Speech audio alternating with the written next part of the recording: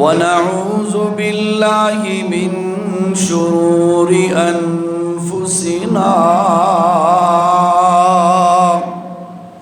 ومن سيئات أعمالنا من يهده الله فلا مضل له ومن يضلله فلا هادي له ونشهد أن لا إله إلا الله وحده لا شريك له ونشهد أن سيدنا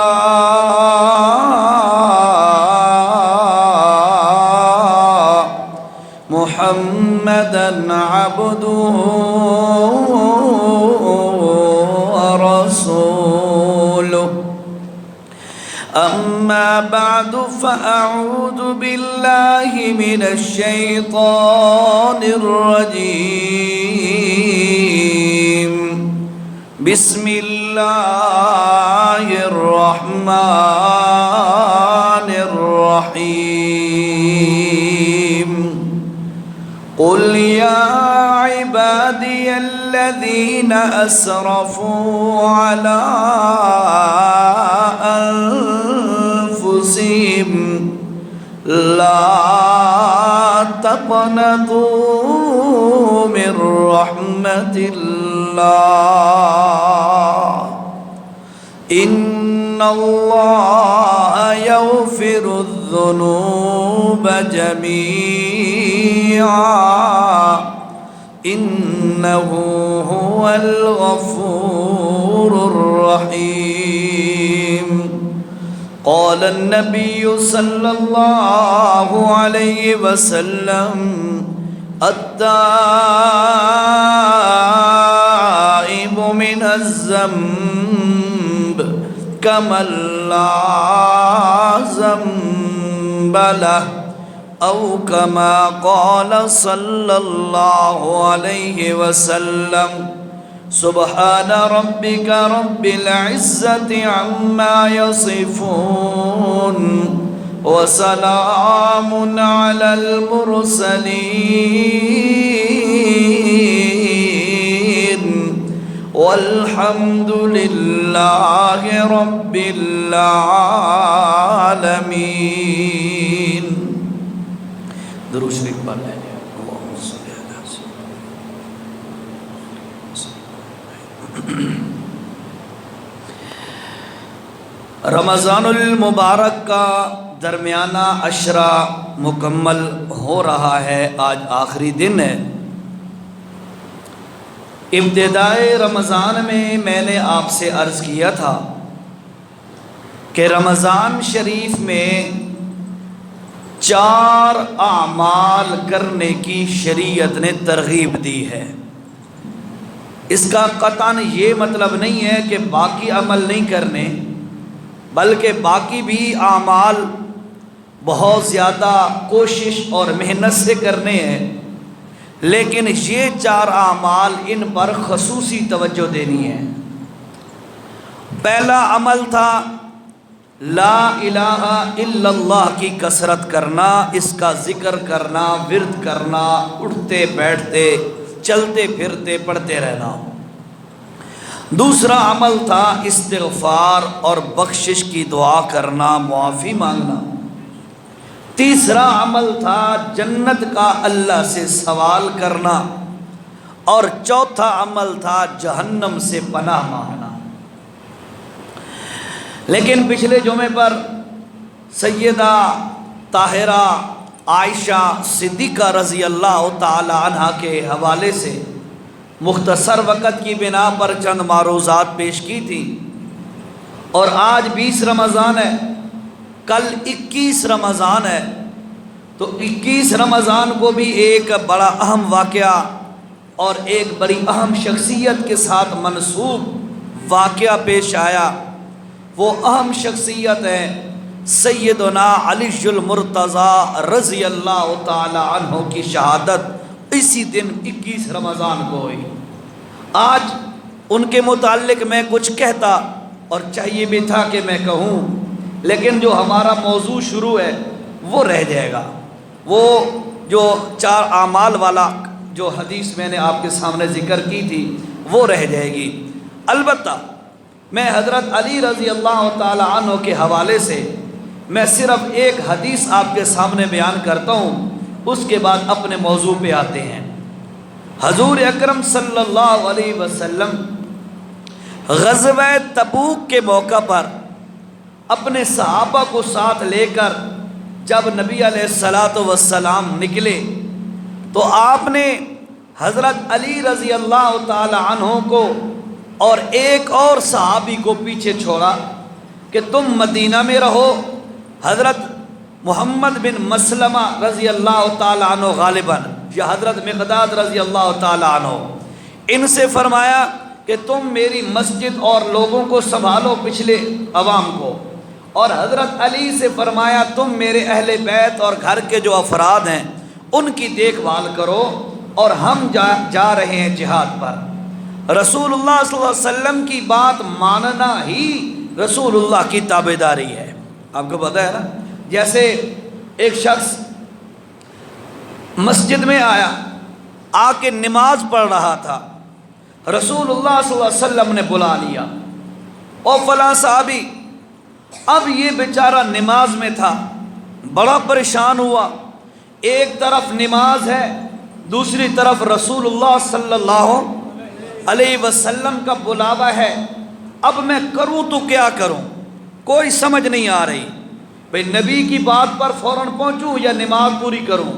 پھر اس نے کوشش کی کہ نماز چونکہ میں نے شروع کر رکھی ہے لہٰذا میں جلدی جلدی نماز مکمل کر کے رسول اللہ کی خدمت میں پہنچ جاؤں گا۔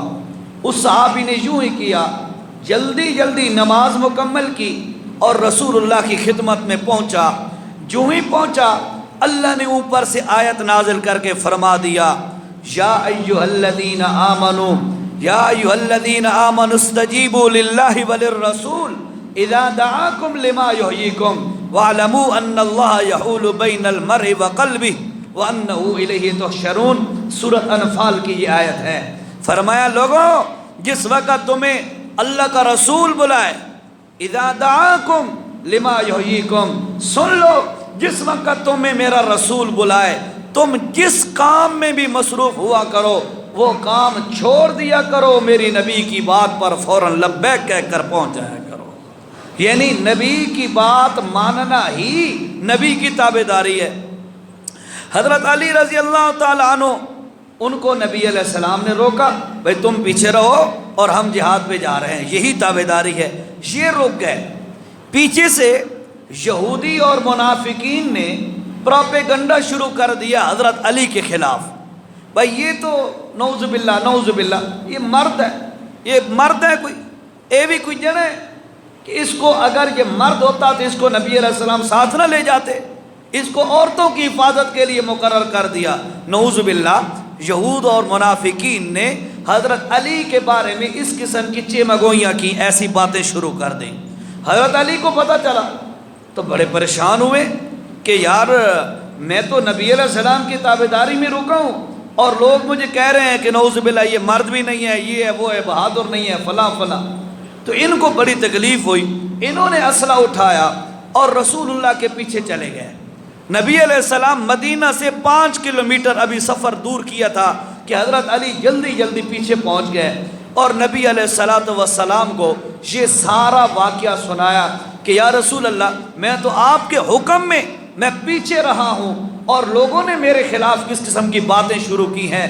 تو نبی علیہ السلام نے فرمایا، ان تکون بمنزلت ہارون و موسیٰ، ان تکون منی بمنزلت ہارون و موسیٰ۔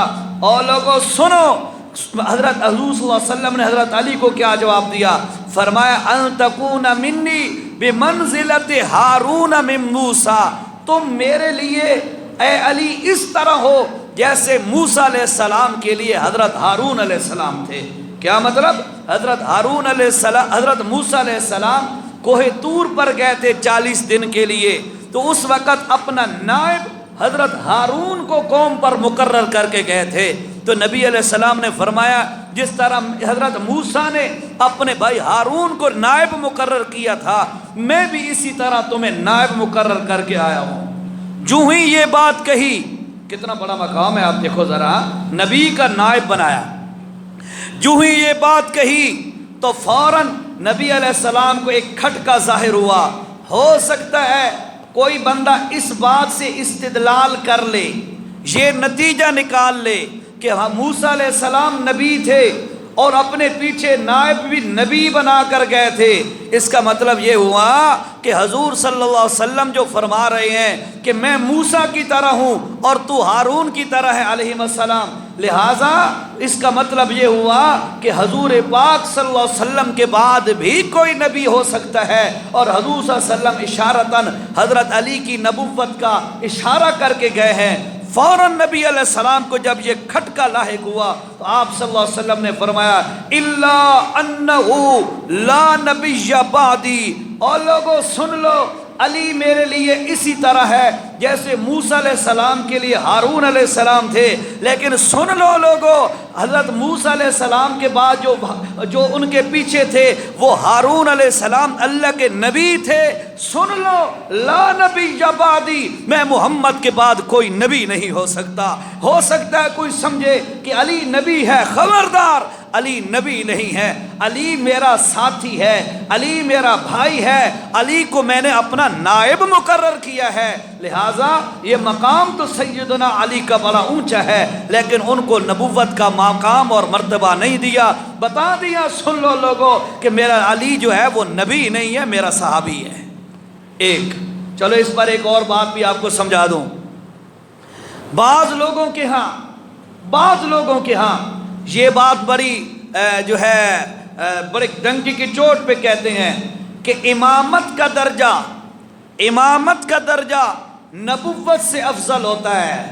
بعض لوگ یہ کہتے ہیں امامت کا درجہ نبوت سے افضل ہوتا ہے، لہٰذا امام علی نعوذ باللہ نبیوں سے افضل ہے۔ یہ کفری عقیدہ ان کا ہے۔ سن لو لوگوں، اللہ کے نبی نے غزوہ تبوک والے موقع پر جہاں پر فرمایا کہ تم میرے لیے ایسے ہو جیسے موسیٰ علیہ السلام کے لیے ہارون علیہ السلام تھے، فوراً بتا دیا الا انہ نبی لا نبی بعدی، وہ نبی تھا، میرے بعد کوئی نبی نہیں ہے۔ بتا دیا علی تو نبی ہوتا تو پھر تو تیرا مقام اونچا ہوتا، لیکن سن لے تو نبی نہیں ہے، وہ اونچا مقام ہے، اس سے نچلا مقام تیرا ہے۔ نبی کا مقام صحابیت سے اونچا ہوتا ہے، صحابیت کا مقام نبوت سے نیچے ہوتا ہے۔ تبھی اللہ کے نبی نے اس کی وضاحت فرما دی، تصریح فرما دی۔ یہ حضرت علی رضی اللہ تعالیٰ عنہ، ان کو 21 رمضان کو شہید کیا گیا۔ فجر کی نماز میں کوفہ کے اندر حضرت علی رضی اللہ تعالیٰ عنہ یہ اپنے گھر سے نکلے مسجد کے لیے، اور راستے میں بدبختوں نے، انہوں نے ابن ملجم غالباً اس کا نام تھا، اس بدبخت نے حضرت علی رضی اللہ تعالیٰ عنہ پر فجر کی نماز میں حملہ کیا۔ یہ بھی ایک انوکھی تاریخ ہے، انوکھی بات ہے۔ کیسے؟ اسلام کے اس وقت جب حضرت علی کا دور تھا، اس وقت 3 بڑے مضبوط پائے تھے۔ کتنے پائے؟ تین مضبوط پائے تھے۔ ایک حضرت علی رضی اللہ تعالیٰ عنہ، دوسرا امیر معاویہ رضی اللہ تعالیٰ عنہ، اور تیسرا عمر بن عاص رضی اللہ تعالیٰ عنہ۔ حضرت علی کوفے میں تھے، حضرت امیر معاویہ یہ دمشق میں تھے، اور حضرت عمر بن عاص یہ مصر میں تھے۔ یہ تینوں بڑے مضبوط تھے، اور ان کے ہوتے ہوئے کسی کافر کا وار نہیں چل سکتا تھا، کسی کافر کی ہمت نہیں ہوتی تھی۔ یہ 3 بڑے مضبوط آدمی تھے اسلام کے۔ کافروں نے مشورہ کیا، دشمنان اسلام نے طے کیا کہ ایک دن طے کرو اور ایک ہی دن تینوں کو اکٹھا ختم کرو۔ اگر علیحدہ علیحدہ ختم کرو گے، جب پہلے کو تم شہید کر لو گے تو پچھلے جو 2 بچ جائیں گے وہ تمہارا کلا کما کر دیں گے، اس لیے تینوں کو ایک ہی دن اکٹھا ختم کرو، مٹا دو۔ انہوں نے طے کیا کہ 21 رمضان کا دن طے کر کے انہوں نے مصر کے اندر بھی بندے مقرر کیے کہ تم نے عمر بن عاص کو فجر کی نماز جو نکلے اس وقت شہید کرنا ہے۔ دمشق میں بھی بندہ منتخب کیا کہ تو نے حضرت امیر معاویہ کو شہید کرنا ہے، اور کوفے کے اندر بھی ابن ملجم کو مقرر کیا کہ تو نے حضرت علی کو شہید کرنا ہے۔ یہ جب 21 رمضان فجر کا وقت آیا، یہ تینوں بدبخت جو ان حضرات کو قتل اور شہید کرنے کے ارادے سے آئے تھے، یہ تینوں بدبخت اپنے موقعوں پر پہنچے۔ حضرت علی رضی اللہ تعالی عنہ کو ابن ملجم نے وار کر کے شہید کر دیا، زخمی کر دیا، ماتھے پر تلوار لگی، اور 2 دن بعد حضرت علی رضی اللہ تعالی عنہ شہید ہو گئے۔ اس کے بعد اللہ کا کرنا، امیر معاویہ رضی اللہ تعالی عنہ اس دن باعث مجبوری نماز پہ نہ جا سکے اور وہ حملے کی زد سے بچ گئے، اور حضرت عمر بن عاص رضی اللہ تعالی عنہ وہ نماز کے لیے نکلے، دشمن نے حملہ کیا، زخمی تو ہو گئے لیکن شہادت یعنی موت سے بچ گئے، فوت نہیں ہوئے، شہید نہیں ہوئے، بچ گئے تھے۔ لیکن مطلب بتانے کا یہ ہے کہ یہ کفار کی، اسلام کے دشمنان کی یہ اجتماعی چال تھی کہ ان 3 ہستیوں کو مٹا دیا جائے۔ کل 21 رمضان ہے، چاہیے تو یہ تھا کہ حضرت علی کے میں مناقب بیان کرتا، اور ہمارا حق بھی ہے، جہاں ہم ابو بکر صدیق کے بیان کرتے ہیں، عمر کے بیان کرتے ہیں، عثمان کے بیان کرتے ہیں، علی المرتضیٰ کا 4تھا نمبر ہے، ہم نے انشاءاللہ بیان کرنے ہیں۔ کہیں انشاءاللہ رمضان کے بعد باقاعدہ پورا جمعہ انشاءاللہ سیدنا علی کے مناقب آج کے دن کے بدلے میں انشاءاللہ باقاعدہ ایک جمعہ اس موضوع پر پڑھائیں گے، آپ کے سامنے بیان کریں گے۔ آج کا جو موضوع ہے وہ جو حدیث چل رہی تھی کہ دوسرا عمل رمضان کا وہ جو سب سے بڑا اہم عمل ہے وہ میرے بھائیوں اللہ سے معافی مانگنا ہے، استغفار کرنا ہے۔ اب اس کے متعلق چند باتیں سنو جی۔ حدیث شریف ہے، اللہ کے رسول صلی اللہ علیہ وسلم نے فرمایا طوبی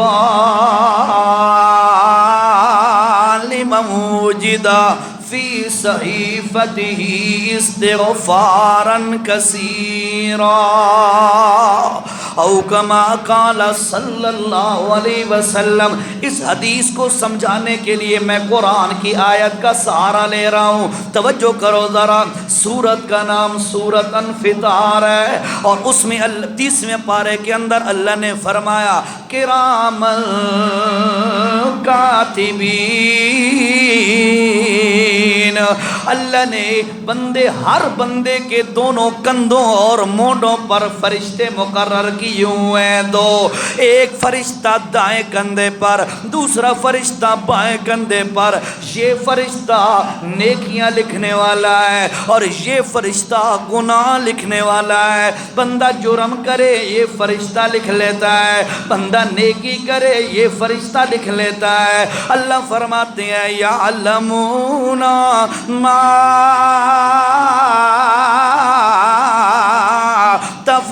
تفعلون، تم جتنے بھی اعمال کرتے ہو فرشتوں کو پتہ ہوتا ہے، وہ لکھتے جاتے ہیں۔ بلکہ ایک حدیث میں آتا ہے، وہ حدیث یاد رکھنی ہے نا، استغفار والی حدیث میں 1-2 حدیثیں یاد آ گئی ہیں جس سے موضوع تھے، توجہ نہ۔ فرمایا لوگوں جس وقت کوئی بندہ کسی نیکی کا ارادہ کرتا ہے، نیکی کے بارے میں وہ جب ارادہ کرتا ہے تو یہ نیکی لکھنے والا فرشتہ بندے کی نیکی فوراً لکھ لیتا ہے۔ اللہ کا انعام ہے نا۔ فرمایا جب نیکی کا ارادہ کرتا ہے فرشتہ نیکی لکھنے والا فوراً لکھ لیتا ہے، اور جب بندہ کوئی گناہ کرتا ہے، توجہ، اللہ کتنا رحیم ہے، اللہ کتنا مہربان ہے۔ اللہ فرماتے ہیں لوگوں مجھ سے معافیاں مانگو میں معاف کرنے والا ہوں، اور کتنا رحیم ہے۔ فرمایا جب کوئی بندہ گناہ کرتا ہے، اللہ کے پاک پیغمبر کی حدیث کا مفہوم ہے 6 گھڑیوں تک یا 5 گھڑیوں تک، 6 گھڑیوں تک، حدیث کے الفاظ آتے ہیں فرشتے کو حکم ہوتا ہے یار فرشتہ خبردار ابھی صبر کر، ہو سکتا ہے میرا بندہ توبہ کر لے، 6 گھڑیوں تک انتظار کر، اگر 6 گھڑیوں تک بھی توبہ نہ کرے تب جا کے گناہ لکھنا۔ عجیب رحمت ہے نا۔ اور نیکی کا صرف ارادہ کرتا ہے تو نیکی لکھی جاتی ہے، گناہ کر بھی بیٹھتا ہے 6 گھڑیوں تک انتظار ہوتا ہے۔ گھڑی کتنی ہوتی ہے؟ علماء فقہا نے لکھا ہے 20 منٹ کی تقریباً 1 گھڑی ہوتی ہے، 500 ہوتے 120 منٹ یعنی 2 گھنٹے، ایسے بنتا ہے نا 2 گھنٹے تک فرشتہ انتظار کرتا رہتا ہے۔ متا کنیا دا نوجوان اللہ دے کول توبہ کر لوے، ہو سکتا ہے کوئی مومن موحد قصور ہو گیا تے اللہ دے کول معافی مانگ لوے، فرشتہ انتظار کرتا رہتا ہے۔ جب 2 گھڑیوں تک بھی بندہ جب 6 گھڑیوں تک بھی بندہ کو توبہ نہیں کرتا، معافی نہیں مانگتا، پھر جا کے بندے کا گناہ لکھ دیا جاتا ہے۔ پھر کمال کی بات، توجہ بڑی کمال کی بات ہے، پھر کمال کی بات ہے کہ بندہ گناہ کرتا ہے 2 گھنٹے تک اللہ لکھنے نہیں دیتا، لیکن 2 گھنٹے بعد بھی اللہ جب لکھواتا ہے تو اللہ فرماتے ہیں او فرشتوں خبردار میرے بندے دا ایک کا گناہ لکھنا ہے۔ کتنا؟ 1 کا گناہ لکھنا ہے۔ کہ جس وقت کوئی بندہ نیکی کا صرف ارادہ کرتا ہے، ارادہ کرتے ہی اللہ فرماتے ہیں فرشتوں ارادے پر 1 نیکی فوراً لکھ دو، اور جب یہ بندہ نیکی کر لیتا ہے اللہ فرماتے ہیں لوگوں سن لو، بندہ نیکی 1 کرتا ہے اللہ کے دربار میں اس کی 10 نیکیاں لکھی جاتی ہیں، 10 نیکیاں لکھی جاتی ہیں، اور پھر رمضان کے اندر اس نیکی کا بدلہ، اس نیکی کا اجر، اس نیکی کا ثواب 70 گنا بڑھ جاتا ہے۔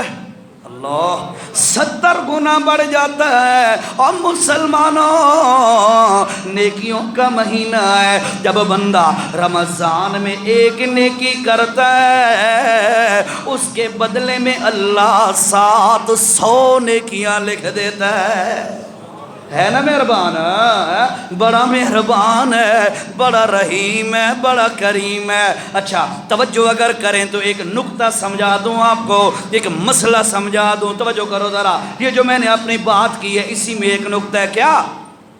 فرشتہ گناہوں والا یہ تو چلو گناہ ہونے کے بعد بھی انتظار کرتا رہتا ہے کہ یار گناہ سے توبہ کر لے گا تو پھر بات ختم ہو جائے گی، نہیں کرے گا تو تب جا کے لکھوں گا۔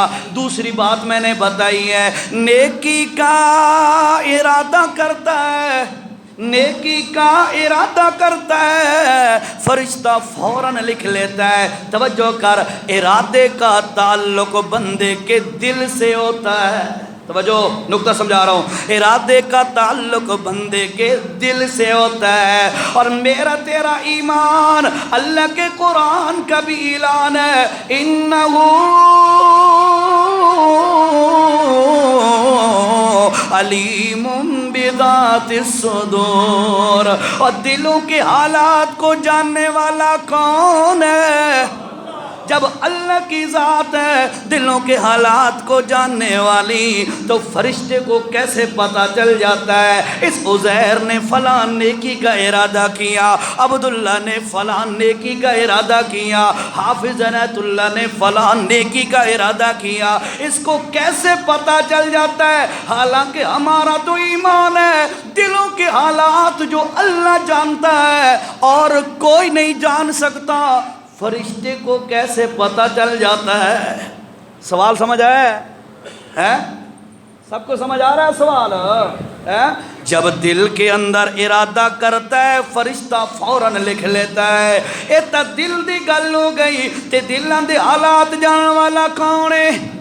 جب اللہ کی ذات ہے فرشتے کو کیوں کہہ رہے ہو کہ فرشتہ جان لیتا ہے؟ تو علماء نے بڑی پیاری وضاحت کی ہے، توجہ کر، فرمایا ایک بندہ نابینا ہو، توجہ، ایک بندہ نابینا ہو، آپ کسی پرفیوم یا عطر یا کسی پھول کی چند پتیاں اس کی ناک کے قریب کریں، اس سے پوچھیں اے دس یار ایک کیری خوشبو ہے، فوراً بتائے گا ایک گلاب کی خوشبو ہے، اے چنبیلی کی خوشبو ہے، اے موتیا کی خوشبو ہے، اے فلاں پرفیوم ہے، اے فلاں کمپنی کا پرفیوم ہے، فلاں فلیور ہے۔ بندہ آنکھیں بند ہو تب بھی بندہ سمجھ جاتا ہے فلاں خوشبو ہے۔ علماء نے بڑی پتے کی بات لکھی ہے، فرمایا لوگو اللہ نے ہر نیکی کی علیحدہ خوشبو بنائی ہے، علیحدہ خوشبو ہے، نماز کی علیحدہ خوشبو ہے، صدقے کی علیحدہ خوشبو ہے، خیرات کی علیحدہ خوشبو ہے، روزے کی علیحدہ خوشبو ہے، حج کی علیحدہ خوشبو ہے۔ جب بندہ کسی نیکی کا ارادہ کرتا ہے اس کے منہ سے اسی نیکی کی خوشبو نکلتی ہے، فرشتے کو فوراً سمجھ آ جاتی ہے اس بندے نے فلاں نیکی کا ارادہ کر لیا، اعمال نامے میں اللہ کا فرشتہ فوراً لکھ لیتا ہے۔ سمجھ آئی بات کی؟ اللہ اکبر، توجہ، فرمایا طوبیٰ، کوئی حدیث جو میں نے کہی تھی یاد رکھنا، طوبیٰ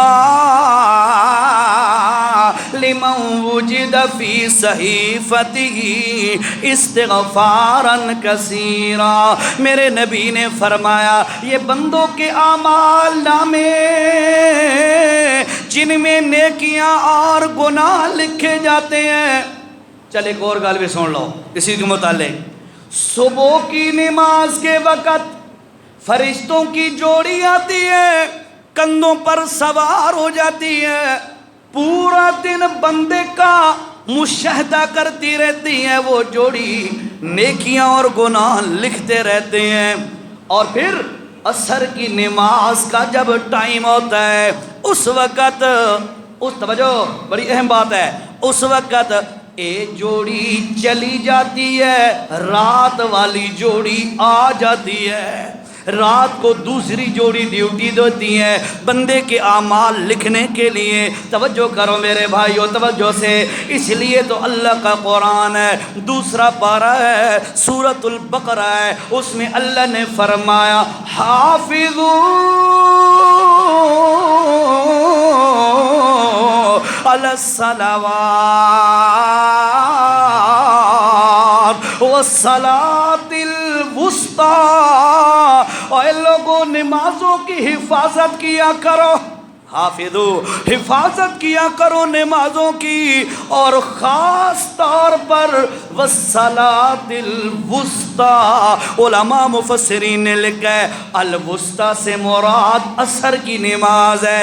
اللہ کا قرآن کہتا ہے اے لوگوں ساری نمازوں دی حفاظت کی دی کرو لیکن عصر دی بہت زیادہ حفاظت کی دی کرو۔ کیوں؟ جوڑی بیٹھی ہوئی ہے دن والی فرشتوں کی، انہوں نے لکھا فلاں بندہ عصر کی نماز پڑھ رہا ہے، یہ لکھ کے چلے گئے، دوسرا فرشتہ فوراً آ گیا، اس نے دیکھا بندہ نماز میں کھڑا ہے، وہ بھی لکھ لیتا ہے، ڈبل کا موبائل ہے نا، وہ بھی لکھ لیتا ہے۔ اس واسطے بھائیو عصر کی نماز کا خوب خیال رکھا کرو، ساری نمازیں فرض ہے۔ اچھا بندے کے اعمال نامے فرشتے ٹھپ کر دے بند کر کے اللہ کے پاس پہنچا دیتے ہیں۔ چل ایک اور حدیث بھی سن یار، اللہ کے پاک پیغمبر صلی اللہ علیہ وسلم ہر سوموار کا روزہ رکھتے اور ہر جمعرات کا روزہ رکھتے ہیں، لیکن غیر رمضان میں۔ کب؟ غیر رمضان میں۔ رمضان کے روزے تو فرض ہے نا، اس کے علاوہ اللہ کے پاک پیغمبر ہر سوموار کا روزہ رکھتے اور ہر جمعرات کا روزہ رکھتے۔ صحابہ کرام نے پوچھ لیا یا رسول اللہ آپ سوموار سوموار جمعرات کا روزہ کیوں رکھتے ہیں؟ اللہ کے پاک پیغمبر نے فرمایا سوموار کا روزہ اس لیے رکھتا ہوں یوم ولدت و یوم ابعث آساما، سوموار والے دن میں پیدا ہوا تھا اور سوموار والے دن اللہ نے مجھے نبوت والا تاج پہنایا تھا۔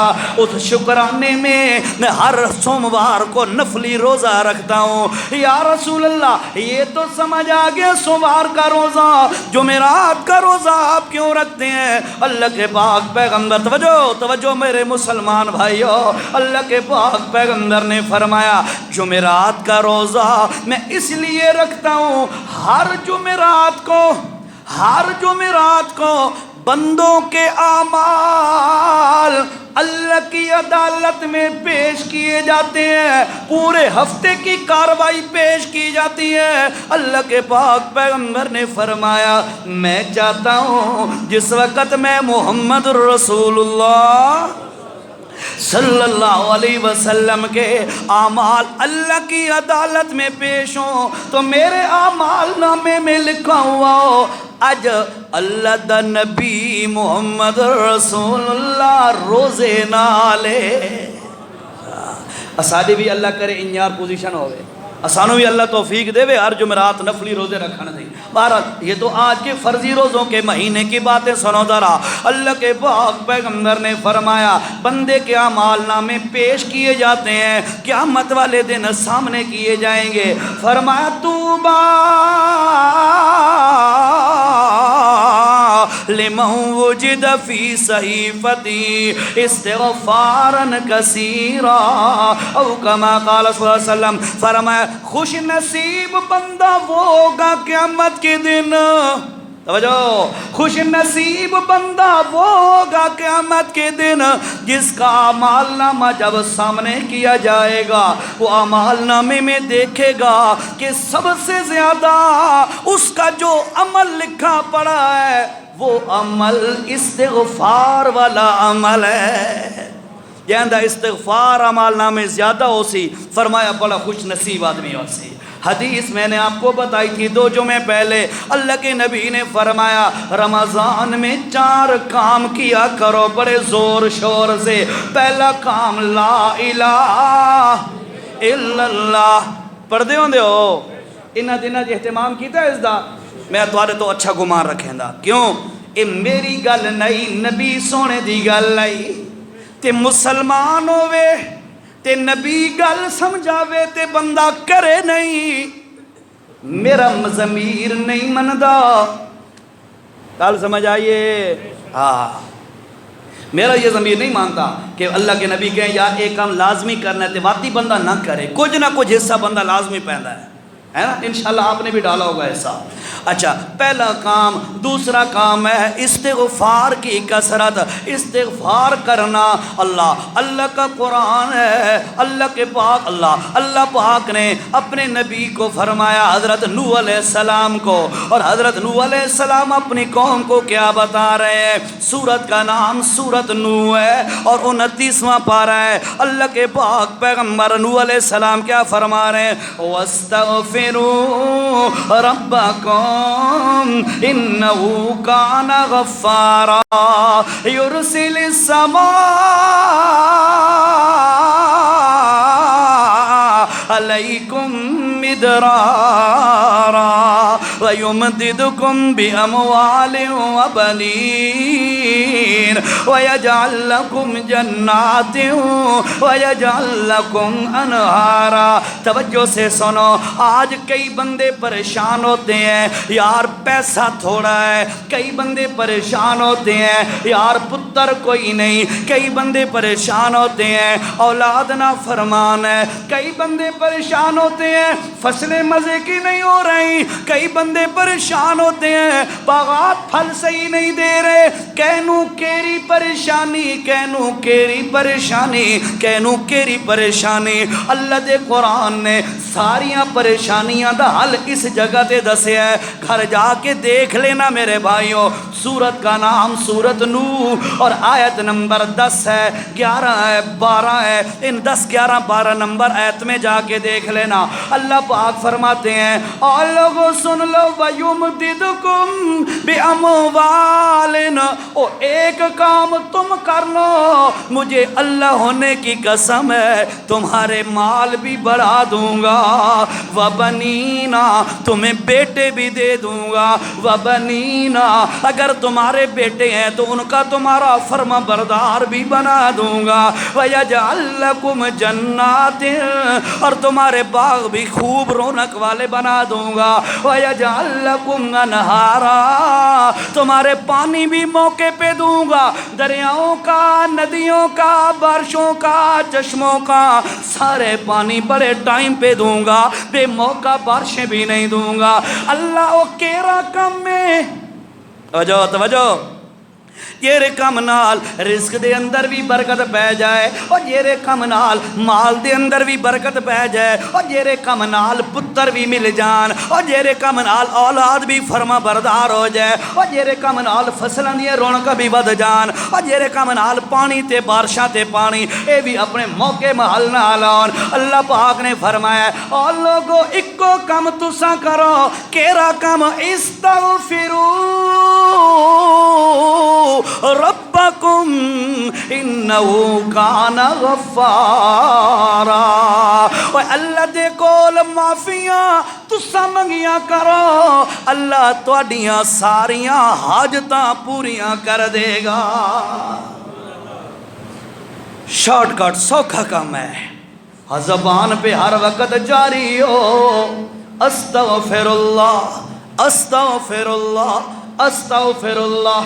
حضرت ابو بکر صدیق رضی اللہ، پڑھو پڑھو یار، رضی اللہ تعالیٰ عنہ، ابو بکر صدیق رضی اللہ تعالیٰ عنہ اللہ کے پاک پیغمبر صلی اللہ علیہ وسلم سے پوچھتے ہیں یا رسول اللہ، جب میں نماز پڑھتا ہوں تو نماز کے آخر پر کون سی دعا مانگا کروں؟ کمال کا سوال ہے نا۔ اسانیاں وہ وظیفہ دسو آ جائے نا دانے بہن تھی ون ٹکر ودے، حقیقت ہے یوٹیوب کھولو نا تو وظائف ذرا کھولو صحیح، او پھر وظائف کی لسٹ کھل جاتی ہے، اے وظیفہ کرو تو تمہاریاں جھولیاں بھر ویسن، کلوٹیاں بھر ویسن، دے فلاں ہوئے جے، صرف دنیا کا چکر ہے ہمارے ذہنوں میں۔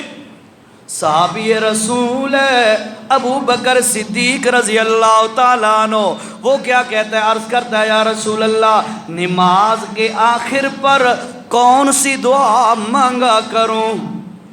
تے اساں کیری منگ دیا، رب اجعلنی مقیم الصلاة ومن ذریتی ربنا وتقبل دعا ربنا اغفر لی ولوالدی وللمؤمنین یوم یقوم الحساب۔ صرف یہ دعا سارٹی ہوئی ہے، میں یہ نہیں کہتا کہ یہ دعا کوئی ناجائز ہے، یہ بھی قرآن کی دعا ہے اور یہ بھی مانگنی چاہیے نماز کے اندر، لیکن ہکا توتیا رٹا نہیں لاونا، سمجھ آئی؟ ہکا رٹا نہیں لاونا، بلکہ قرآن و سنت سے جو بھی دعائیں منقول ہوں ان دعاؤں کا نماز کے اندر درود پاک کے بعد پڑھنا جائز ہے، اچھا عمل ہے، ٹھیک ہے؟ کبھی پڑھ لیا کرو ربنا آتنا فی الدنیا حسنۃ وفی الآخرۃ حسنۃ وقنا عذاب النار۔ فرمایا جب کوئی بندہ، توجہ بڑی قیمتی باتیں آج ذہن میں آ رہی ہیں، حقیقت ہے، گھروں جیرا مطالعہ کر کے آیا نا وہ ہو رہی اتھے اللہ اور ذہن پا دیتی ہیں۔ توجہ، جو بندہ یہ دعا مانگتا ہے ربنا آتنا والی، فرمایا جب یہ دعا مانگتا ہے 70 70,000 فرشتہ اس کی دعا پر آمین کہتا ہے۔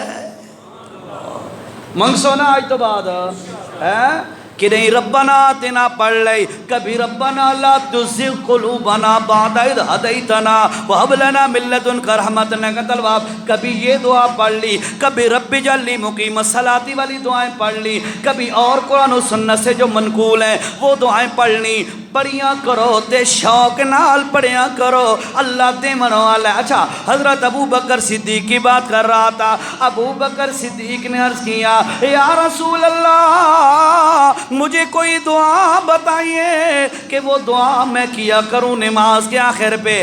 اللہ کے نبی نے دعا سکھلائی، توجہ، چونکہ مغفرت کا استغفار کا موضوع میں بیان کر رہا ہوں، اسی ریلیشن سے میں بات کر رہا ہوں، توجہ کرو۔ فرمایا اللہ کے نبی نے اور ابو بکر صدیق اور جس وقت نماز کے اندر دعا مانگا کر تو یہ دعا مانگا کر، کون سی؟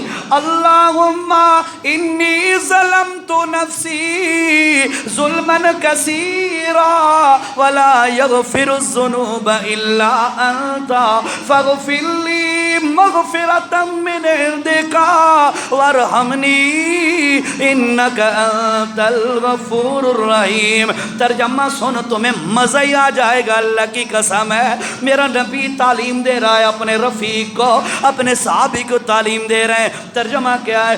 اللہم انی ظلمت نفسی، اللہ میں اپنے اتے بڑے ظلم کیتے نا، ظلمت نفسی، اللہ میں اپنی جان تے بڑا ظلم کیتا ہے، تے ظلمن کثیرا، اکا دکا ظلم بھی نہیں، بڑے جرائم کیتے، بڑے ظلم کیتے، اپنے نال اپنے آپ نو جہنم دا مستحق بنا بیٹھا گناہ کر کر کے۔ یا اللہ میں نے بڑے ظلم کیے ہیں، اللہم انی ظلمت نفسی ظلما کثیرا لا ولا یغفر الذنوب الا انت، اللہ میرا ایمان ہے تیرے علاوہ گناہوں کو معاف کرنے والا اور کوئی نہیں، وَلَا يَغْفِرُ الذُّنُوبَ إِلَّا أَنْتَ، تیرے سوا میرے گناہوں کو کوئی نہیں معاف کر سکتا۔ فَغْفِرْ لِي، اور مغفرت، استغفار، توبہ، معافی۔ فَغْفِرْ لِي، اللہ مینوں معاف چا کر، اللہ مینوں معاف چا کر، اللہ میں بڑے جرم کیتے نہیں، فغفر لی، اللہ مینوں معاف چا کر، مغفرتا من عندک، اللہ معافیاں دیون والا ہے بھی تو، اور دنیا تے کوئی بھی انج دیاں معافیاں نہیں دے سکدا جنہیں اللہ دی ذات معافیاں دے دیئے بندے نو۔ اللہ حدیث سناتا ہوں، اس کے بعد توجہ کرو، فرمایا فاغفر لی، اللہ مجھے معاف کر دے، مغفرتا من عندک، بخشش ہے بھی تیرے پاس، ان ورحمنی، اللہ تو رحم فرما، تو رحم فرما، مغفرتا من عندک ورحمنی انک انت الغفور، اللہ تو بہت زیادہ معاف کرنے والا ہے۔ توجہ کرو ذرا، وہ ایسا معاف کرنے والا ہے، فرمایا لوگوں التائب من الذنب کمن لا ذنب لہ، ایک بندہ ہوئے اس اپنے ابے جی دی نافرمانی کی دی ہوئے، یا اپنے بھائیاں نال زیادتی کی دی ہوئے، یا محلے دے کسے بندے نال زیادتی کی دی ہوئے، وقت آپس دے اندر صلح ہو جائے، صلح ہونے تو بعد بندہ گل نو مٹا دے تے ختم ہو جائے، لیکن وقت کچھ عرصے بعد جے بندہ اپنے ابے دے نال زیادتی کر بیٹھے یا کسی مسلمان نال زیادتی کر بیٹھے تا او بندہ پتہ کیا دے، ہاں ہاں تو تا آدھی مجرم ہے، تینتا پہلے بھی یہ میرے نال کیتا ہے، بندیاں نو پچھلے دکھ یاد آویں نا، لیکن اللہ دی قسم ہے میرے نبی نے فرمایا اور لوگوں التائب من الذنب کمن لا ذنب لہ، یہ بندہ سچے دل نال توبہ چا کرے اللہ اس نو لکھ دیندا ہوندا ہے ہمیشہ واسطے۔ او لوگو اس بندے نے انہیں سمجھو گناہ کیتا ہی کوئی نہیں، اللہ وقت تانے نہیں دیندا بندے نو، ہاں فرمایا مٹ گیا تے ختم ہو گیا۔ حالانکہ بندہ جس زمین کے ٹکڑے پر گناہ کرتا ہے وہ زمین کا ٹکڑا بھی گواہی دے گا، اور لوگوں بندے کا جسم بھی بندے کے خلاف گواہی دے گا، لیکن جیڑا بندہ سچے دل نال توبہ چا کرے اللہ اس زمین دے ٹکڑے نو بھی بھلا دیندا ہوندا ہے، اور جیڑے بھی گواہ ہوندے سارے نو بھلا دیندا ہوندا ہے۔ اس واسطے میرے مسلمان بھائیو، میرے نبی نے فرمایا لوگو رمضان میں 4 کام بڑے خوب شوق سے کرنے ہیں۔ پہلا کام لا الہ الا اللہ، اچھا پڑھ لو یار، لا الہ الا اللہ، اور دوسرا کام استغفار۔ ایک اور حدیث سنو جی، ٹائم پورا ہو گیا، 5 منٹ رہتے ہیں، توجہ۔ اللہ کے پاک پیغمبر صلی اللہ علیہ وسلم ایک مرتبہ تشریف لائے مسجد میں، صحابہ کو قریب کیا، صحابہ کو قریب کرنے کے بعد اپنے منبر مبارک پر چڑھنے لگے۔ پہلی سیڑھی پر، پہلے سٹیپ پر قدم رکھنے لگے، چوں ہی پاؤں مبارک رکھا تو فرمایا آمین۔ صحابہ حیران ہو گئے، بھئی اچانک اللہ کے نبی اونچی آواز سے فرما رہے ہیں آمین۔ اللہ کے نبی صلی اللہ علیہ وسلم نے دوسرا قدم دوسری سیڑھی پر رکھا، پھر فرمایا آمین۔ صحابہ پھر حیران ہو گئے، تیسری سیڑھی پر آپ نے قدم مبارک رکھا، پھر فرمایا آمین۔ صحابہ حیران ہو گئے، اللہ کے پاک پیغمبر نے جو بات ارشاد فرمانی تھی ارشاد فرمائی۔ اس کے بعد صحابہ کرام کی سوالیہ نظروں کو دیکھتے ہوئے اللہ کے پاک پیغمبر نے فرمایا او صحابہ تم نے آج عجیب کام دیکھا ہوگا، کوئی بندہ بھی نہیں تھا میرے پاس بات کرنے والا، اور میں نے تینوں سٹیپوں پر آمین آمین کہا ہے۔ پتہ ہے کیوں کہا ہے؟ صحابہ نے عرض کیا اللہ و رسولہ عالم، اللہ کو پتہ ہے یا اللہ کے نبی کو پتہ ہوگا؟ اللہ کے پاک پیغمبر نے فرمایا جس وقت میں منبر کے قریب آیا ادھر سے جبرائیل آیا، توجہ، ادھر سے میں منبر کے قریب آیا ادھر سے جبرائیل امین آیا، اور جبرائیل نے یہاں پہ کیا،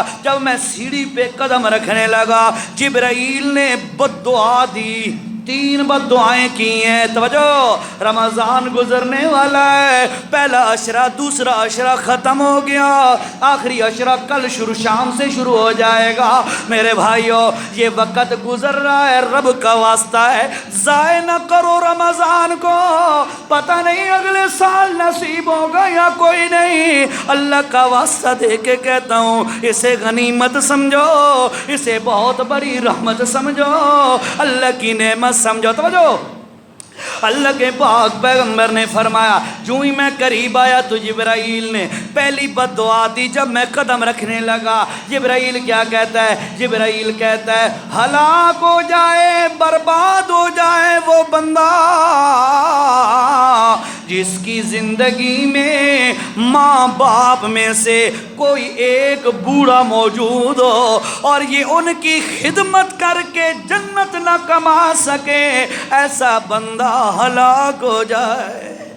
اور نوجوانوں اللہ کا واسطہ دے کے کہتا ہوں، اور بڑے بھائیوں اللہ کا واسطہ دے کے کہتا ہوں، ماں باپ زندہ ہیں تو ان کو اللہ کی نعمت سمجھو، ان کے پاؤں دھو کے پیو، ان کی دعائیں حاصل کرو، ان کی خدمت کرو، ان کو راضی کرو، اللہ راضی ہو جائے گا۔ اور لوگوں سن لو اللہ کا واسطہ ہے توجہ سے، اگر اب ناراض ہے تو رب ناراض ہے، یہ رب ناراض ہے تو بندہ تباہ و برباد ہو گیا۔ اللہ کے پاک پیغمبر نے فرمایا جبرائیل کہتا ہے ہلاک ہو جائے برباد ہو جائے وہ بندہ جس کے بوڑھے ماں باپ دونوں یا دونوں میں سے کوئی ایک زندہ سلامت ہے اور بوڑھا ہے، یہ ان کی خدمت کر کے جنت نہیں کماتا، یہ بندہ ہلاک ہو جائے۔ اب توجہ کر ذرا، اگر ہم کہتے ہیں فلانے نو فلانے پیر دی دعا ہے، توجہ، اے فلانے نو فلاں بزرگ دی دعا ہے، فلانے نو فلاں بزرگ دا فلاں بزرگ دی دعا ہے، تے لیکن یاد رکھو اے سارے پیر بزرگ مولانا علامہ ولی صاحب جمع کر لو، اللہ کی قسم ہے نبی کی جوتی کے ساتھ لگنے والی مٹی کا بھی مقابلہ نہیں کر سکتے۔ اب دیکھو ذرا ادھر سے نبی کھڑا ہے، صرف نبی نہیں امام الانبیاء ہے، ایسے ہی ہے نا، ادھر سے امام الانبیاء کھڑا ہے اور دوسرا بددعا کرنے والا امام الملک کھڑا ہے، فرشتوں کا امام اور بڑا کھڑا ہے، ادھر انسانوں کا بڑا اور کائنات کا اللہ کے بعد سب سے بڑا شخص کھڑا ہے۔ وہ بددعا کر کے کہتا ہے ہلاک ہو جائے وہ بندہ جو اپنے ماں باپ کی خدمت کر کے جنت نہ کما سکے، تو انسانوں کا بڑا کہتا ہے آمین، انشاءاللہ ہلاک ہووے تے برباد ہو جائے۔ اور پیر دی دعا نو اساں تے قبول ہوندی ہے، بزرگ دی دعا قبول ہوندی ہے، تے محمد تے جبرائیل دی دعا قبول نہ ہو سی نا۔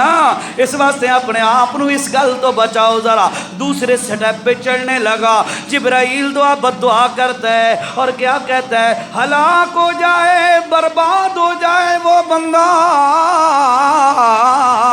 جس کے سامنے حضرت محمد صلی اللہ علیہ وسلم کا نام مبارک لیا جائے اور وہ نام سن کے اس کی زبان سے درود نہ نکلے۔ اللہ کا واسطہ ہے کبھی اس کو مس نہ کیا کرو۔ رسول اللہ صلی اللہ علیہ وسلم کا نام مبارک آئے فوراً بے سختہ زبان پہ جاری ہو جائے صلی اللہ علیہ وسلم۔ فرمایا برباد ہو جائے وہ بندہ جس کے سامنے رسول اللہ کا نام مبارک آئے اور یہ درود پاک نہ پڑھے، ایسا بندہ بھی ہلاک ہو جائے۔ اللہ کے نبی نے فرمایا میں نے بھی کہا آمین، بالکل ٹھیک کہہ رہا ہے، ٹھیک اسی طرح ہونا چاہیے۔ تیسرے سٹیپ پہ قدم رکھنے لگا تو جبرائیل بد دعا کرتا ہے اور مسلمانوں اور رحمانیہ مسجد کنیا کے جوانوں بزرگوں بڑوں بھائیوں اللہ کا واسطہ خوب توجہ سے سننا، یہ ہمارے پاس چند دن کا رمضان مہمان ہے، یہ نہ ہو کہ ہم بد دعا کے مستحق نہ بن جائیں۔ جبرائیل کہتا ہے ہلاک ہو جائے برباد ہو جائے تباہ ہو جائے وہ بندہ جس کی زندگی میں رمضان کا مہینہ آئے اور رمضان کے اندر وہ اللہ سے اپنی معافی نہ کروا لے، اپنے گناہ نہ بخشوا لے، بغیر بخشے اس کا رمضان گزر جائے۔ جبرائیل کہتا ہے اس جیسا بندہ بھی ہلاک ہو جائے۔ جبرائیل کی بھی بد دعا اور محمد رسول اللہ صلی اللہ علیہ وسلم کی بھی بد دعا، دونوں بد دعائیں جمع ہو گئی ہیں۔ رب کا واسطہ مسلمانوں رمضان میں دوسرا کام جو کرنے والا ہے وہ کیا ہے؟ استغفار کرنا اور اللہ سے معافیاں مانگنا، اللہ سے توبہ کرنا۔ ہر روز 2 نفل مقرر کر لو۔ کتنے؟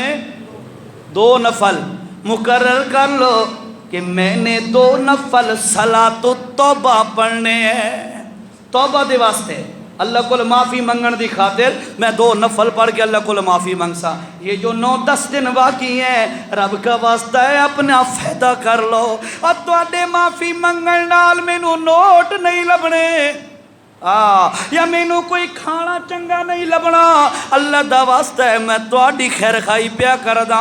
اور الدین النصیحہ، دین ہے بھی نری خیر خائی، میں دین کی بات آپ تک پہنچا رہا ہوں۔ اور رمضان گزرتا جا رہا ہے، گزر گیا 20 دن گزر گئے، آج تک میرے پلے کچھ بھی نہیں آیا، میں نے کچھ بھی نہیں کمایا۔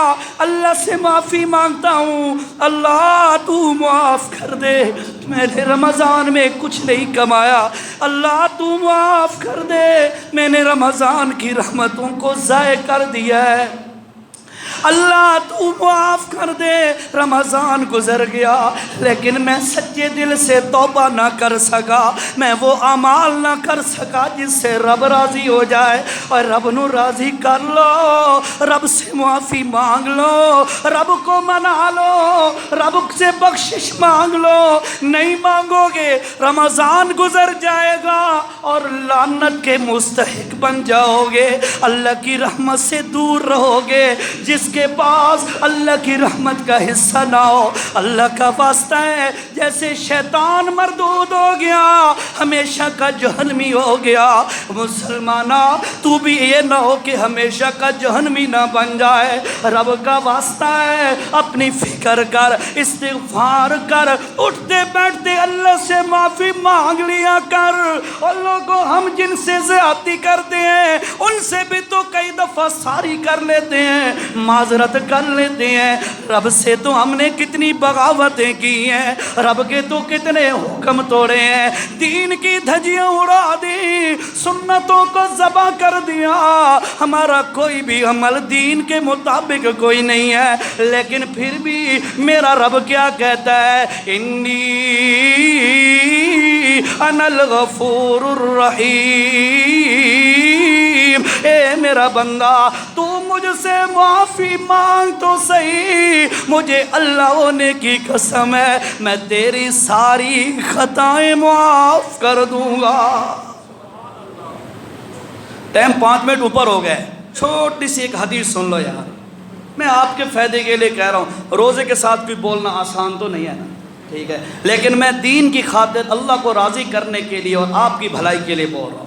اور میں نے عصر کے بعد وہاں بچنا، پھر بیان بھی کرنا ہے، مجھے پتہ ہے، رات تراویح بھی میں نے پڑھانی ہے، ٹھیک ہے، بڑا ہمت لگتی ہے، بڑی پاور لگتی ہے، مجھے پتہ ہے، لیکن نہیں، حدیث سن لو یار ایک، رب دی رحمت تے بہانے منگ دیے، کوئی مانگنے والا ہو، کوئی بخشش مانگنے والا ہو، دل کو سیدھا کر لے، اللہ اس کے لیے آسانی کے معاملے کر دیتا ہے، بخشش کے اعلان کر دیتا ہے۔ توجہ سے چھوٹی سی حدیث ہے، بنی اسرائیل کا بندہ 99 قتل کیے ہیں، کتنے؟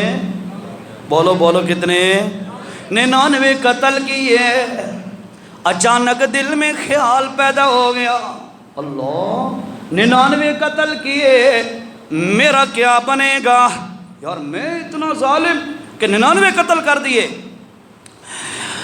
فوراً خیال آیا، ذہن میں آیا یار کسی سے مسئلہ پوچھوں، چل پڑا، ایک صوفی صاحب مل گئے، مل گیا صوفی صاحب جی ایک مسئلہ تھا دسو، اس نے کہا جی کیا؟ اس نے کہا جی مسئلہ یہ ہے کہ میں نے 99 قتل کیے، کوئی میرا بھی کوئی تلافی ہو سکتی ہے، میرا بھی یہ کوئی معاملہ صاف ہو سکتا ہے؟ اس نے کہا توبہ توبہ توبہ توبہ، اے خبیث بدبخت، 99 قتل کیے تو نے، کوئی تیری معافی نہیں ہے۔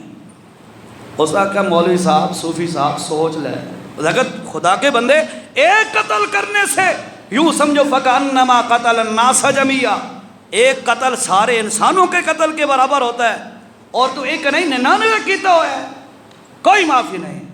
اس نے کہا اچھا ٹھیک ہے جی، تلوار نکالی اور صوفی صاحب کو کہتا ہے جتنے 99 بخشے ویسن ہوتے تو ہی بخشا ویسی، اس کو بھی قتل کر دیا۔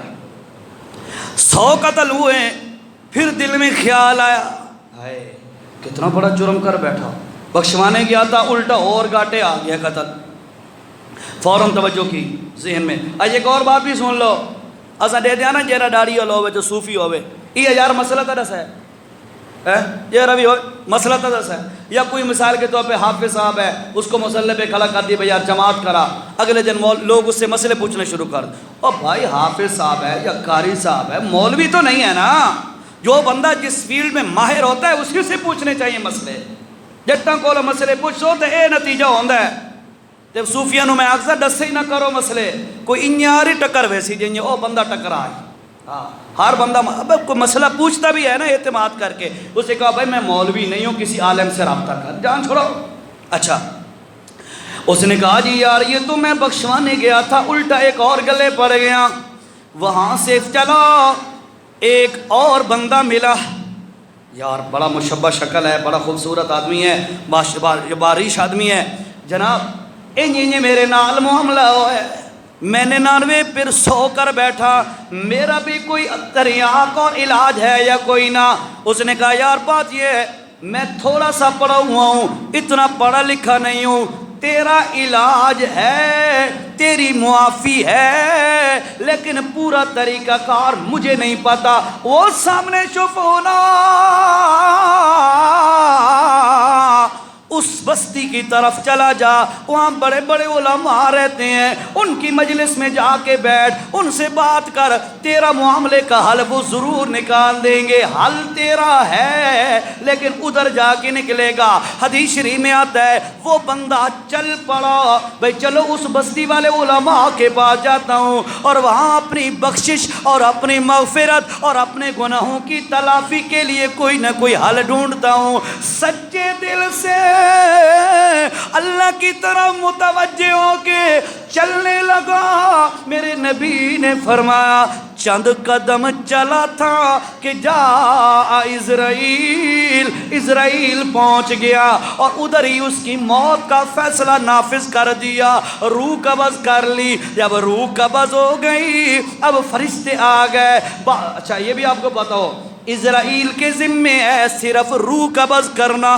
روح قبض کر کے پھر آگے فرشتے کھڑے ہوتے ہیں, جس کا وہ مستحق ہوتا ہے بندہ, اسی لیول کے جنت والے فرشتے یا جہنم والے فرشتے فوراً اسرائیل روح قبض کر کے ان کے حوالے کر دیتا ہے. وہ پھر وہ فرشتے لے کے جاتے ہیں جہاں پہ لے کے جانا ہوتا ہے.